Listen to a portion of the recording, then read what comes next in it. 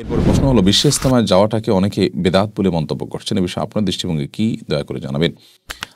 দেখুন, এই বিষয়ে আমরা এর আগে একাধিকবার বলেছি বিভিন্ন সময় যে বিশ্ব ইজতেমা এটা অন্য 10টি ওয়াজ মাহফিল বা অন্য 10টি ইজতেমা বা ইসলামী আলোচনা অনুষ্ঠানের মতোই। এখানে সাধারণত মানুষকে দিনী বিষয়ে উদ্বুদ্ধ করা হয় এবং দিনী চেতনা জাগ্রত করবার জন্য মোটিভেশনাল আলোচনা বয়ান পেশ করা হয়ে থাকে। কোনো মুসলমান যদি সেখানে আলোচনা শোনার জন্য নিজেকে নিজের দিনী চেতনাকে ধার দেওয়ার জন্য এবং দিনী চেতনায় উদ্বুদ্ধ হওয়ার জন্য সেখানে যান, তাহলে সেক্ষেত্রে সে যাওয়াটা প্রশংসনীয়। এটা নিন্দনীয় হওয়ার কোনো কারণ নেই, এটা বেদাত হওয়ার কোনো কারণ নেই।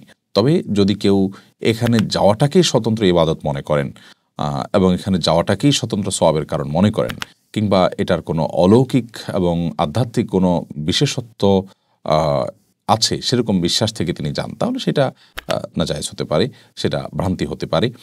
আবার অনেকে বলে থাকেন যে সেখানে অনেকে যান হজের মতমর্যাদা সেখানে পাওয়া যাবে বা হজের সমান সওয়াব পাওয়া যাবে বা হজের চাইতে বেশি সওয়াব হবে সেখানে গেলে, এরকম বিশ্বাস থেকে। তো এরকম বিশ্বাস থেকে যদি আদৌ কেউ চায়, তাহলে সেটা অবশ্যই গর্হিত হবে এবং বিভ্রান্তি হবে, সেই যাওয়াটা গুনাহ হবে, বেদাত হবে। তবে আমার বিশ্বাস এবং আমার ক্ষুদ্র অভিজ্ঞতা হলো যে লক্ষ লক্ষ মানুষ যারা সেখানে যাচ্ছেন, তারা ওয়াজ শোনার জন্য, আলোচনা শোনার জন্য, বয়ান শোনার জন্য যাচ্ছেন, সেখান থেকে বয়ান শুনে উদ্বুদ্ধ হয়ে আসার চেষ্টা করছেন। এবং এই যাওয়াটা এবং এই যাওয়ার জন্য আয়োজনটা এটা নাজায়েজ বা বিদআত হওয়ার কোনো কারণের মাধ্যমে আলহামদুলিল্লাহ বহু মানুষ নামাজি হচ্ছেন, বহু মানুষ দিনের দিকে অগ্রসর হচ্ছেন, সেটি অবশ্যই প্রশংসনীয় দিক।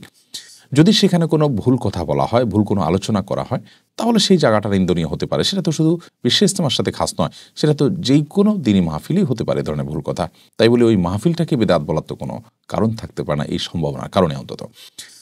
আর ইজতেমার শেষ দিন, বিশেষ করে মোনাজাতের দিন, দূরদূরান্ত থেকে অনেক মানুষ অবশ্য যান সেখানে এ উদ্দেশ্যে শুধুমাত্র যে তারা মোনাজাতে শামিল হবেন। তো শুধু মোনাজাত বা দোয়ায় শামিল হওয়ার জন্য দূরদূরান্ত থেকে বা যাওয়ার কোনো দৃষ্টান্ত বা নজির শরীয়তে নেই।